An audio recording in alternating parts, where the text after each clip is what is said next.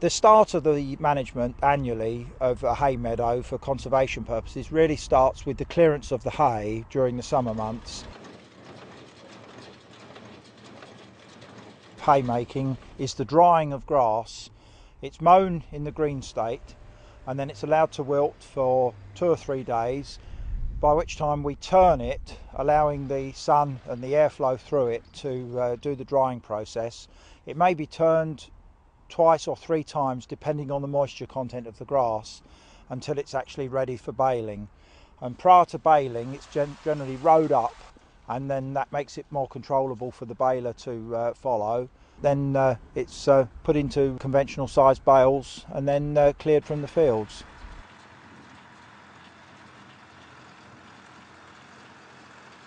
Normally, for conservation purposes, the flowers and the herbage is allowed to flower and flourish, and normally by about the 3rd week in July is the regular time for cutting. Thereafter, any time during early part of August is an optimum time, generally to allow the flowers to finish and drop the seed ready to regenerate for the next year. Whereas in a commercial agricultural situation, the optimum time for making hay would be mid-June onwards.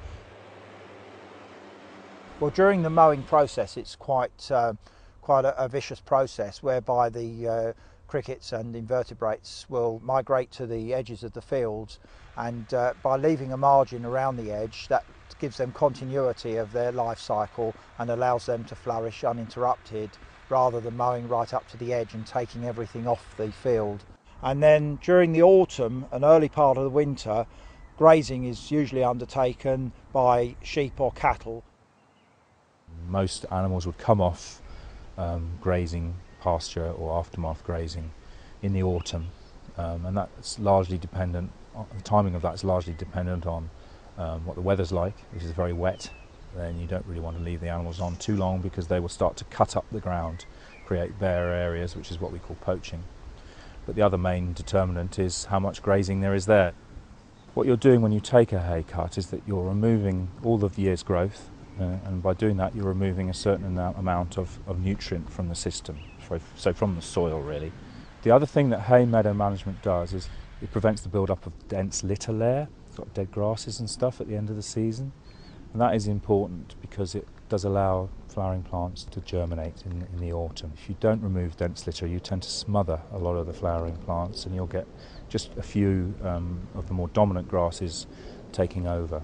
If you are running a hay meadow system and you're removing the vegetation every year and you're removing some nutrients, eventually you do have to put something back, because if the system becomes too nutrient poor, that will also lead to a loss of certain species. So the way you counter that is the use of sort of well-rotted farmyard manure, maybe every few years.